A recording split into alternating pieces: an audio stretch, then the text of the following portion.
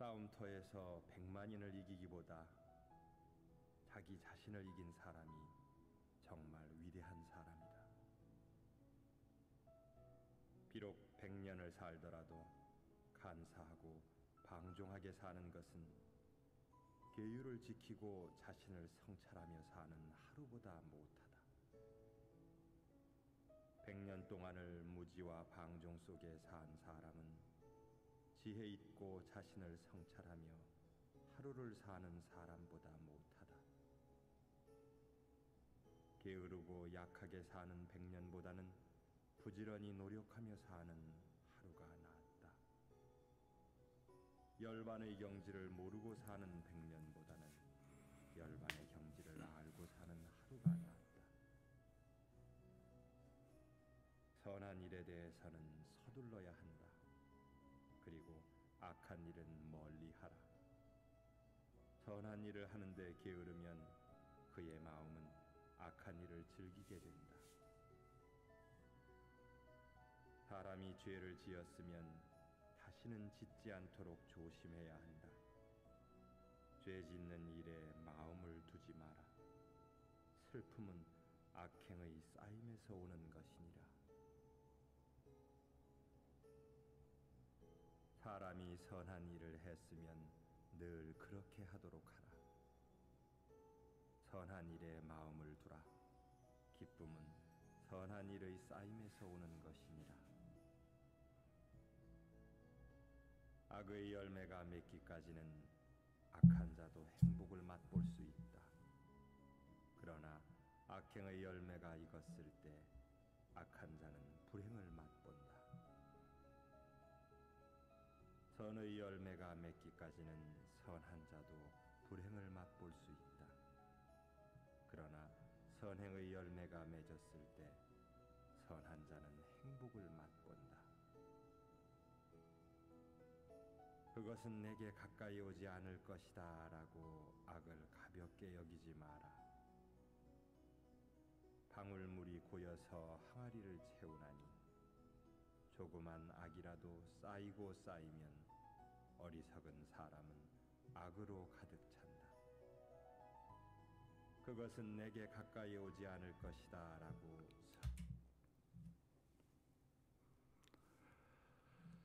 여러분 안녕하십니까? 무열불교 아카데미 이야기 법화경 강좌를 감당하고 있는 보경 함현준 법사입니다. 지난 일주일간 몸도 마음도 편안하셨는지요?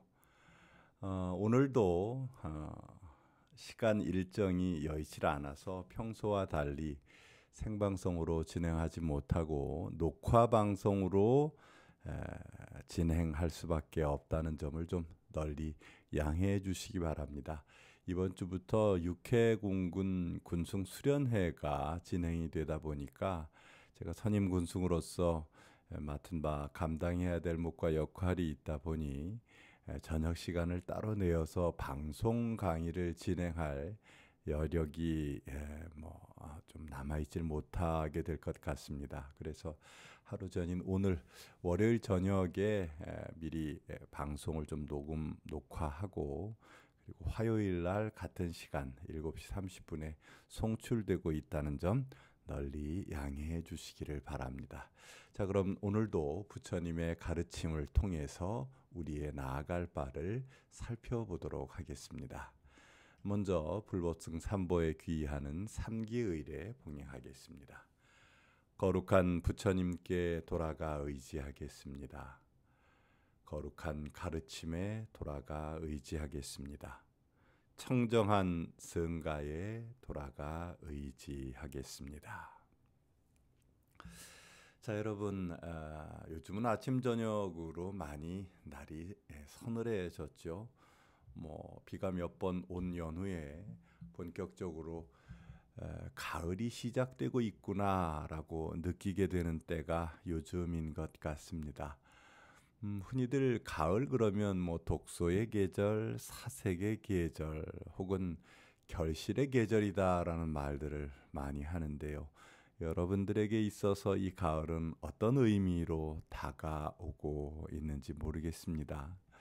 저는 법화경 공부를 이제 할 때가 이제 다가오다 보니까 어떤 공부의 회향 또는 결실, 또 다른 의미의 새 출발, 이런 것들을 많이 생각하게 됩니다. 오늘 묘장엄한 본사품을 공부하고 난 뒤에 다음 주 화요일 저녁에는 드디어 1년 넘게 진행되어 왔던 이 법화경 강의가 모두 마무리되게 될 것 같습니다. 조금은 아쉽기도 하고 또 부족함이 많이 느껴져서 안타까움도 없지 않습니다만은, 어쨌든 잘 마무리하고 그 회항의 공덕이 조금이라도 있다면 널리 많은 이들에게 그 공덕을 회항하고 싶은 바람뿐입니다. 자, 오늘은 묘장엄 왕 본사품 제27 27번째 장을 공부하게 될 텐데요.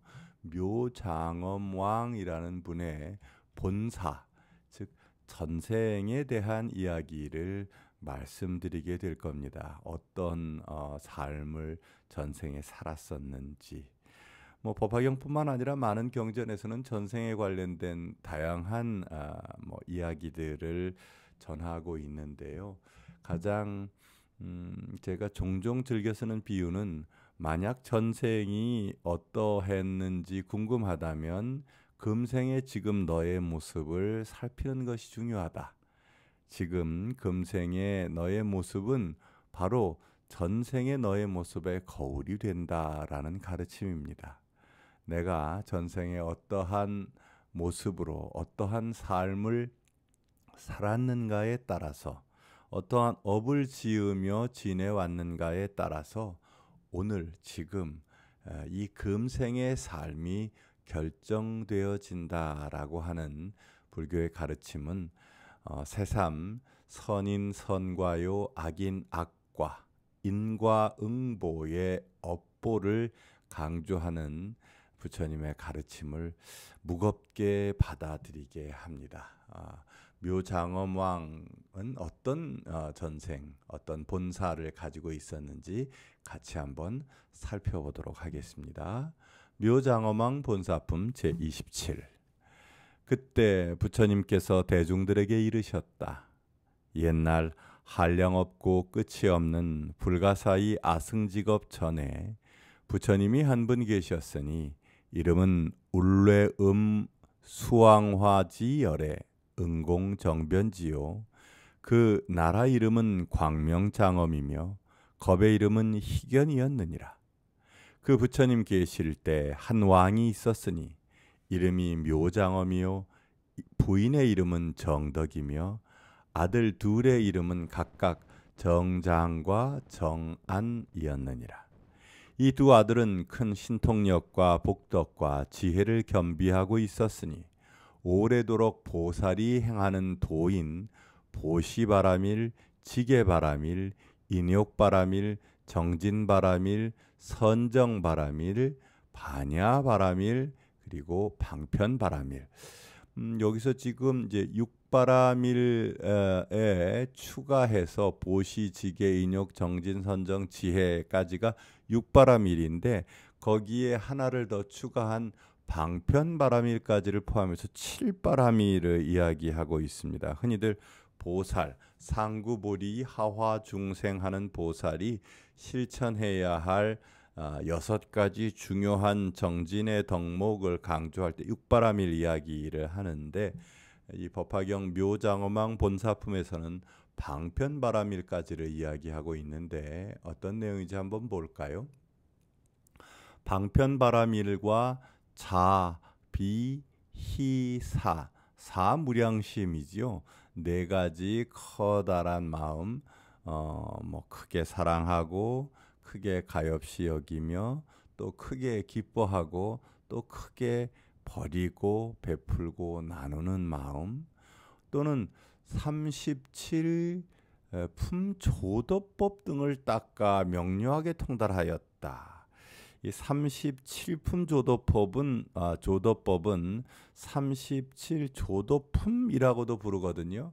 37가지 도를 이루는 뭐 수행 방법을 말하고 있는데요. 이게 참 좀 장황하고 어렵게 받아들여져요. 그래도 이 모처럼 37조도품이 나왔으니까 일단 어떤 내용인지는 좀 알아보고 가도록 하겠습니다. 37조도품 혹은 37도품이라고 부르거든요. 이 37개, 즉 깨달음, 도, 보리, 각에 이르는 37가지 방법을 말합니다. 초기 불교의 아함경 또는 니까야에서 설명하고 있는 37가지의 도품으로 깨달음으로 나아가는 수행법을 가리키는 용어입니다. 좀 넓게 표현하자면 초기 불교의 수행법을 통칭하는 낱말 용어라고도 우리가 받아들일 수 있을 것 같습니다.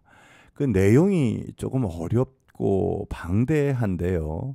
오늘 이 시간에는 법화경을 공부하는 시간이니까 이 37조도품의 명칭만 좀 간략하게 나열하여 설명하는 시간을 갖겠습니다. 먼저 사념처입니다. 신념처, 수념처, 심념처, 법념처를 말하고 사정단 혹은 사정근이라고도 하는데 단단, 유리단, 수호단, 수단을 말하고 사신족, 욕신족, 근신족, 심신족, 관신족을 표현하며 오근은 신근, 진근, 염근, 정근, 해근을 말하고 오력은 실력, 진력, 염력, 정력, 해력을 말합니다. 칠각지는 염각지, 택법각지, 정진각지, 희각지, 경안각지, 정각지, 사각지를 말하고요. 칠각분은 택법각분, 정진각분, 희각분, 제각분, 사각분, 정각분, 염각분을 표현합니다. 팔정도는 우리가 잘 알고 있죠. 8가지 바른 길, 정견, 정사유, 정어, 정업, 정명, 정정진, 정념, 정정 등을 말합니다. 이 사념처, 사정단, 사신족, 오근, 오력, 칠각지, 칠각분, 팔정도를 뭉뚱그려서 37도품 혹은 37조도품이라고 말하고 있는 것이죠. 자, 그걸 잘 닦아서 명료하게 통달했다는 겁니다.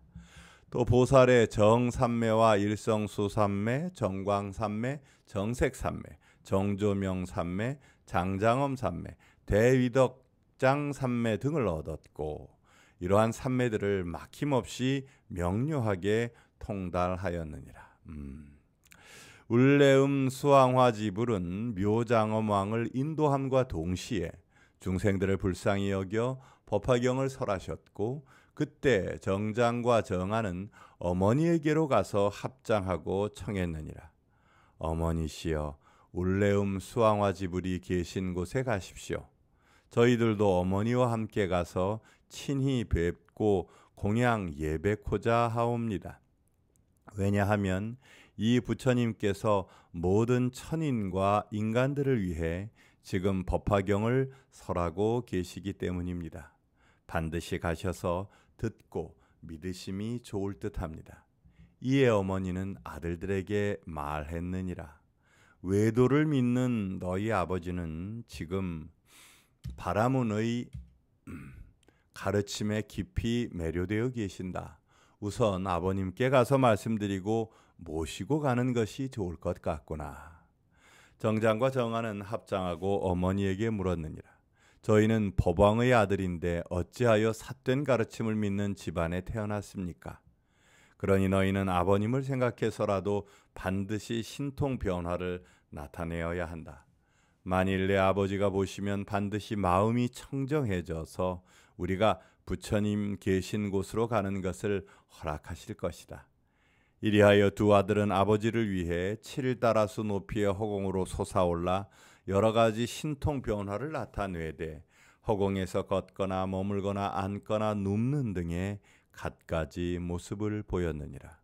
또한 몸 위쪽으로 물을 뿜어내고 몸 아래로 불을 뿜어내는가 하면 허공에 꽉 찰 정도로 큰 몸으로 변하였다가 작은 몸으로 변화하고 작은 몸에서 다시 큰 몸으로 변화시키기도 하였느니라. 다양한 어떤 변화의 모습이 좀 표현되고 있는데요. 그리고 허공에서 갑자기 사라져 땅 속을 물속 드나들듯이 자유로이 하였고 물 위를 땅 위 걷듯이 하는 등 갖가지 신통 변화를 나타내어 부왕의 마음을 청정하게 만들었고 믿음이 생겨나도록 하였느니라.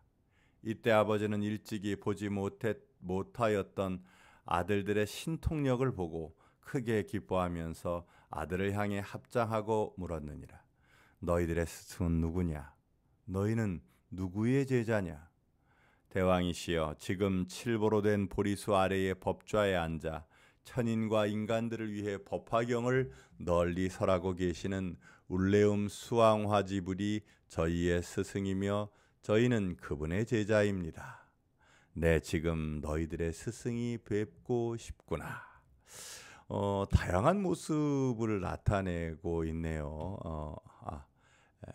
자, 여러분 이 다양한 모습을 나타내는 것, 전법 교화에 있어서 정말 중요한 내용이 아닐까 합니다. 신통 변화를 통해서 올바른 길로 인도해야 한다면 신통 변화도 필요한 것이겠죠. 여러분은 어떠한 모습을 드러내고 어떠한 모습을 표현해서 교화와 전법의 인연을 만들어내고 계시는가요?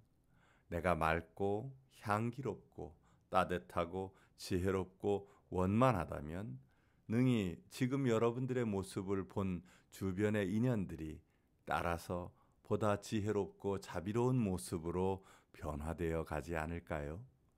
우리가 늘 수지 독송하는 천수경에는 이런 내용이 나오죠. 수지 신시 광명당 수지 심시 신통장. 그 부처님의 가르침을 몸으로 잘 받아 지니면 곧 찬란한 깃발이 될 것이고 또 내 마음으로 그거 부처님의 가르침을 잘 받아 지닌다면 곧 신통한 창고 곡간이 될 것이다. 여러분들은 과연 어떠한 모습으로 부처님의 가르침을 드러내고 부처님과의 인연을 표현해내고 계신지 저는 궁금합니다. 법화경과의 만남, 법화경과의 인연도 이와 다르지 않을 것입니다. 내가 법화경을 만나기 전과 법화경의 가르침을 접하기 전에 나와 내가 곧 부처이고 그 깨달음을 내가 드러내고 쓴다면 내가 곧 바로 열애의 길을 걷게 된다는 이 위대하고 엄청난 가르침을 나는 과연 어떠한 모습으로 표현하고 있는가를 오늘 한번 생각해 봐 주셨으면 좋겠습니다. 자, 계속 한번 읽어볼까요? 함께 가도록 하자. 이에 두 아들은 허공에서 내려와 어머니 계신 곳으로 가서 합장하고 말했느니라. 이제 부왕께서 부처님을 믿게 되었고 안욕따라 삼약 삼보리심을 일으킬 만하게 되셨습니다. 저희가 아버지를 교화하였으니 저 부처님 밑으로 출가하여 수행할 수 있도록 허락하여 주옵소서. 두 아들은 계송으로 뜻을 거듭 밝혔느니라. 원하건대 어머니는 저희들이 출가하여 부처님의 제자됨을 허락하여 주옵소서. 부처님을 만나 뵙기 그지없이 어려우니 부처님을 찾아가서 배우고자 하옵니다. 오랜 겁에 한 번 피는 우담바라 꽃보다도 부처님의 세상 출현 보기가 더 어려우며 고난들이 많고 많아 해탈하기 쉽지 않으니 저희들이 출가함을 부디 허락하옵소서. 어머니는 곧 말했느니라. 부처님을 만나기란 매우 어려운 일이다. 너희들의 출가를 허락하노라. 이에 두 아들이 부모님께 아뢰었느니라. 훌륭하신 부모님이시여, 이제 울레움 수왕화집을 계신 곳으로 나아가 친견하고 공양하소서. 왜냐하면 부처님 만나 뵙기가 우담바라 꽃이 피는 것과 같이 매우 어려운 일이기 때문입니다. 또 애꾸눈인 거북이가 바다에 떠다니는 나무에 뚫린 구멍 사이로 머리를 밀어넣는 것만큼이나 매우 어려운 일이기 때문입니다. 부처님을 만난다는 것이 바로 이 맹구우목의 비유로 지금 표현되고 있습니다. 이 눈먼 거북이가 나무를 만난다는 이 비유는 꽤 여러 경전에서 중복되어져 표현되고 있는데, 눈먼 거북이가 망망대해를 떠돌아다니는 나무를 만나서 거기에 목을 기대고 잠시 쉴 수 있는 어떤 비율이랄까요? 그 인연은 얼마나 힘들고 얼마나 어려운 일일까요? 그런데 우리가 부처님을 만나 뵙고 또 이 법화경과 인연 맺게 된 것이 바로 눈먼 거북이가 망망대해 떠돌아다니는 구멍 뚫린 나무를 만나는 것만큼이나 희유하고 어려운 일이다라는 것을 비유를 들어 설명하고 있습니다. 저희는 과거세에 두터운 복으로 인해 이 세상에 태어나 부처님 법을 만났으니 부모님께서는 저희의 출가를 허락하여 주옵소서. 왜냐하면 부처님을 만나 뵙기 어렵고 부처님을 만날 수 있는 시기에 태어나는 것 또한 어렵기 때문입니다. 그때 묘장엄왕의 후궁 84,000명은 모두 이 법화경을 수지하였느니라. 또 둘째 왕자인 정안보살은 이미 오래전부터 법화삼매를 닦아 통달하였고, 첫째 왕자인 정장보살은 일체 중생을 모든 악취, 악도, 나쁜 길에서 벗어나게 하고자 했던 까닭에 이미 한량없는 백천만억 겁 동안 이제 악취 삼매를 닦아 통달하였으며, 왕의 부인은 재불집 삼매를 얻어 모든 부처님의 비밀스러운 가르침을 다 알고 있었느니라. 또 두 아들이 방편의 힘으로 잘 교화한 아버지 묘장엄왕은 불법을 믿고 이해하고 좋아하게 되었느니라. 이에 묘장엄왕은 여러 신하와 권속들을 데리고 정덕 부인은 후궁들과 궁녀들과 권속들을 데리고 또 두 아들은 42,000명을 데리고 울레움 수왕화지불이 계신 곳으로 나아가 그 발에 머리를 대어 예배하고 부처님 주위를 3번 돈 다음 한쪽으로 물러나 앉았느니라. 이게 이제 우요삼잡이라 해서 가장 최상의 존경과 경의를 표하는 예를 갖추는 모습이지요. 부처님 발에 머리를 대어 예배하고 부처님 주위를 3번 돈 다음 한쪽으로 물러나 앉았다는 것입니다. 그러자 울레움 수왕화지불께서 왕을 위해 법을 설하여 알게 하고 이익되게 하고 기쁘게 하자 왕은 크게 환희하고 법렬을 느꼈느니라. 묘장엄왕과 정덕 부인이 100,000냥의 값어치를 지닌 진주 영락, 구슬장식을 한 긴 목걸이를 목에서 풀어 부처님 위에 뿌리자 그 영락들은 허공에서 4기둥을 지닌 보배 누각으로 변하였고, 그 보배 누각 안에 100,000만 가지 하늘옷이 깔린 큰 보배 평상이 생겨나자 부처님께서는 그 위에 결과부자를 하고 앉아 큰 광명을 발하셨느니라. 이를 보고 묘장엄왕은 생각하였노라. 부처님은 가장 단정하고 엄숙하고 미묘한 몸을 성취하셨구나. 그때 울레움 수왕화지불이 사부대중에게 이르셨느니라. 너희는 묘장엄왕이 내 앞에서 합장하고 서 있는 모습을 보고 있느냐? 이 왕은 나의 법 속에서 비구가 되어 부처되는 수행법을 부지런히 닦아 익힌 뒤에 성불하리니 그 부처님의 이름은 사라수왕이요 나라 이름은 대광이며 겁의 이름은 대고왕이니라. 사라수왕불 밑에는 한량없는 보살들과 성문들이 있으며 국토는 평평하고 반듯하리니 그 부처님의 공덕은 이와 같노라. 부처님의 말씀을 들은 왕은 곧 나라를 아우에게 넘겨주고 부인과 두 아들과 모든 권속들과 함께 출가하여 수행하였느니라. 왕은 출가한 이래 84,000년 동안 늘 부지런히 정진하고 묘법 연화경을 닦고 익혀 일체정 공덕 장엄 삼매를 얻은 다음 7다라수 높이의 허공에 올라 부처님께 아뢰었느니라. 세존이시여, 저의 두 아들이 신통 변화로서 저를 교화하여 저로 하여금 삿된 마음을 돌이켜 불법에 머물게 하였고 부처님을 만나 뵐 수 있게 하였으니 이 두 아들이야말로 저의 선지식이옵니다. 저에게 지난 과거세의 선근을. 여러분, 여기서 말한 이 선지식, 제가 참 좋아하는 표현인데요. 지혜와 자비를 일깨워주는 스승님을 일러 표현하는 말입니다. 그런데 여러분, 여기서 아버지가 부처님께 이르시기를 아들이 곧 선지식이 되었습니다 라고 말하고 있죠. 우리 일반적으로 유교적 관점에서는 아버지가 항상 가르침을 주고 자식은 그 가르침을 받아야 되는데, 이 법화경에서는요, 자식이 아버지를 교화합니다. 그리고 기꺼이 그 아버지가 자식들을 향해 스승이다라고 얘기하고 있습니다. 자, 우리의 삶도 마찬가지지요.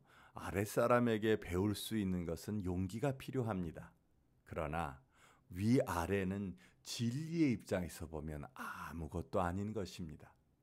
지위의 높고 낮음, 재산의 많고 적음의 관계도 없습니다.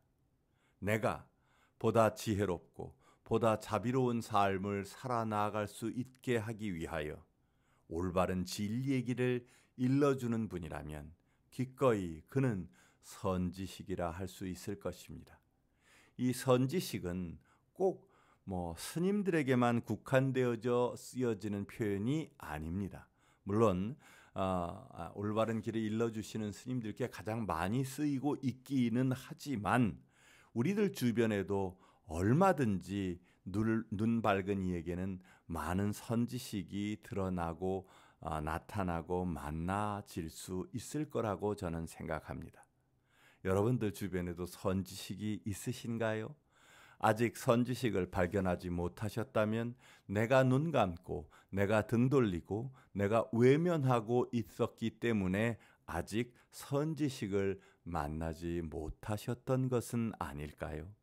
마치 왕이었던 아버지가 자식들에게 교화를 받아 부처님께 두 아들이 나의 선지식이었습니다 라고 말하는 묘장엄왕처럼 여러분들도 주변에 많은 선지식을 발견하고 만나실 수 있게 되기를 바랍니다.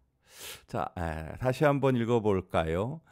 세존이시여, 저희 두 아들이 신통변화로서 저를 교화하여 저로 하여금 삿된 마음을 돌이켜 불법에 머물게 하였고 부처님을 만나 뵐 수 있게 하였으니 이 두 아들이야말로 저의 선지식이옵니다. 저에게 지난 과거세의 선근을 다시 생각나게 하고 이롭게 하고자 저희 가문에 태어난 것이옵니다. 이에 울레음 수왕화지불이 묘장엄왕에게 이르셨느니라. 그러하다 내가 말한 대로이니라. 선근을 심은 선남자 선여인은 세세생생 선지식을 만나게 되며 그 선지식은 그들에게 능히 법을 보여주고 가르치고 이익되게 하고 함께 기뻐하면서 그들로 하여금 안욕따라 삼맥삼보리에 들게 하느니라. 대왕아, 마땅히 알아라. 선지식은 대인연이니 커다란 인연이니 중생을 교화하고 인도하여 부처님을 뵙게 하며 안욕따라 삼맥삼보리를 얻고자 하는 마음을 일으키게 하느니라. 대왕아, 너는 이 두 아들이 보이느냐? 이 두 아들은 일찍이 65백천만억 나유타 항아사만큼 아주 무수하게 많은 부처님을 친견하고 공경하고 공양하였느니라. 또 그 부처님들 밑에서 법화경을 수지하고 삿된 견해에 빠진 중생들을 불쌍히 여겨 정견에 머물도록 교화하였느니라. 그러자 묘장엄왕이 허공에서 내려와 찬탄을 했느니라. 세존이시여, 열애는 참으로 드문 분이옵니다. 공덕과 지혜를 지니신 까닭에 정수리의 육계에서 광명을 발하여 일체를 환히 비추십니다. 눈은 길고 넓은 데다 감청색으로 빛나며 미간의 백호상은 마치 달처럼 희며 치아는 희고 고르고 항상 맑은 빛이 나며 입술의 빛깔은 붉고 아름답기가 마치 빈바의 열매와 같나이다. 이 빈바는 사과처럼 아주 빨갛게 생긴 과일이라고 하네요. 빈바의 열매와 같나이다. 묘장어망은 울레움 수왕화지불이 갖추고 계신 한량없는 백천만억가지 공덕을 찬탄한 다음 그 부처님 앞에서 일심으로 합장하고 다시 아뢰었느니라. 세존이시여, 열애의 법은 불가사의하고 미묘한 공덕을 다 갖추었기에 그 가르침대로 행하면 편안하고 상쾌하고 즐겁나니 이는 일찍이 없었던 일이옵니다. 저는 오늘부터 다시는 멋대로 행동하지 않고 삿된 견해와 교만과 화를 내는 등의 나쁜 마음을 품지 않겠나이다. 여러분도 이 묘장어망처럼 서원하시면 어떨까요? 다시는 멋대로 행동하지 않고 교만과 화를 내는 등의 나쁜 마음을 품지 않겠다라고 부처님께 약속드려보는 것, 법화행자로서 드러내야 할 모습이 아닐까 싶습니다. 이렇게 말을 마친 왕은 부처님께 예배를 드리고 물러갔느니라. 부처님께서 대중들에게 이르셨다. 너희의 생각에는 묘장어망이 지금의 누구일 것 같으냐? 화덕보살이 바로 그이니라. 또 정덕부인은 지금 내 앞에 있는 광저장엄상 보살이니 그는 묘장엄왕과 그 모든 권속들을 불쌍히 여긴 까닭에 그들과 함께 하였으며 그의 두 아들은 지금의 야광보살과 약상보살이니라. 이 야광보살과 약상보살은 한량없는 큰 공덕을 성취하였나니 일찍이 백천만억 부처님 밑에서 갖가지 선근을 심어 불가사의하고도 훌륭한 공덕을 갖추게 되었느니라. 그러므로 어떤 이가 이 두 보살의 이름을 알고 있으면 일체 세간의 천인과 인간들은 마땅히 그에게 예배를 해야 하느니라. 부처님께서 이 묘장어망 본사품을 설하여 마치자 84,000이나 되는 이들이 번뇌와 더러움에서 벗어나 깨끗한 법안을 얻게 되었다. 이렇게 해서 묘장어망 본사품 27이 마무리되었습니다. 부처님께서 이 묘장어망 본사품을 설하시니까 많은 이들이 번뇌와 더러움에서 벗어나 깨끗한 진리의 눈을 얻게 되었다고 합니다. 우리가 법화경을 공부하는 법화행자로서 번뇌에서 벗어나고 또 더러움에서 벗어나고 깨끗한 진리의 눈을 얻게 된다면 이보다 더 기쁜 일이 어디 있을까요? 우리가 묘장어망 본사품뿐만 아니라 법화경의 모든 내용들이 다 번뇌를 멀리하고 나를 더욱더 맑고 깨끗하고 향기롭게 만드는 인연들을 끊임없이 강조하고 있습니다. 이 방송을 듣고 보고 계시는 많은 분들도 또한 이러하였으면 저는 참 좋겠습니다. 제가 오늘 뽑은 묘장어망 본사품의 가장 중요할까요? 좀 의미가 큰 대목은 이것입니다. 부처님을 만나기는 어려운 일이니 우리는 부처님을 따라 배우려합니다. 우담바라꽃을 만나기 어렵거니와 부처님은 이보다 더 만나기 어렵습니다. 아까 저는 눈먼 거북이가 나무를 만나는 맹구 우목의 비유를 설명을 해드렸었는데요. 여러분은 정말 만나기 어려운 접하기 힘든 인연을 통해서 불교를 만나고 부처님의 가르침을 배우고 또 법화경을 공부하고 계십니다.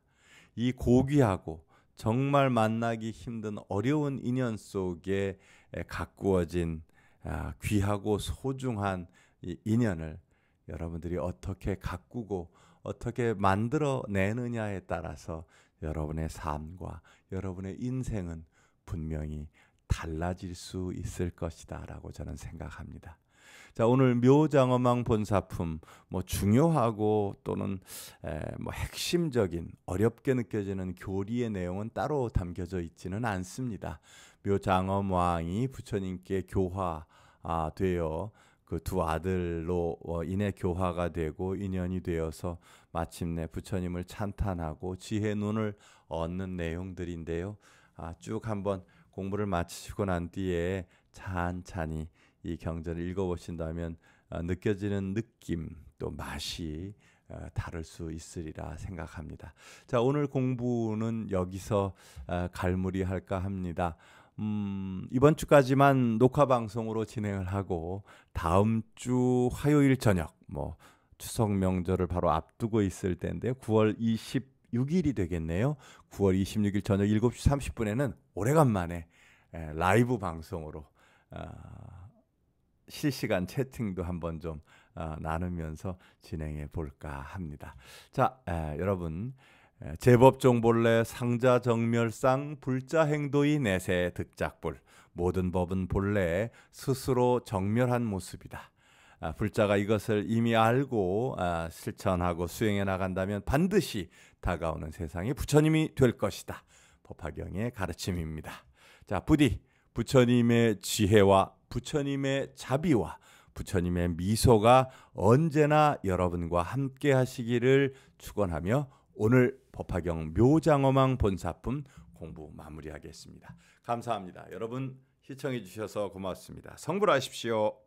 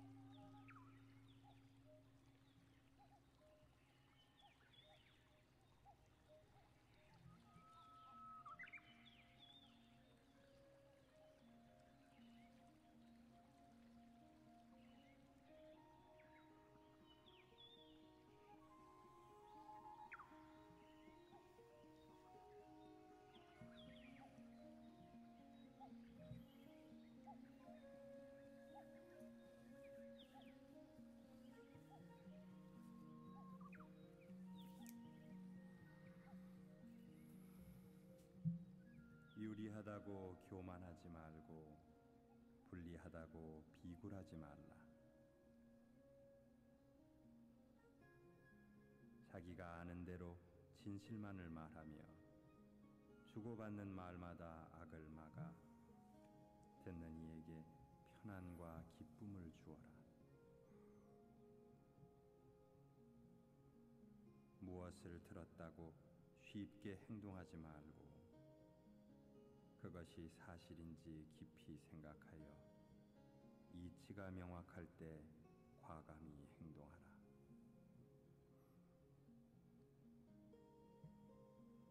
제 한 몸을 위해 턱없이 악행하지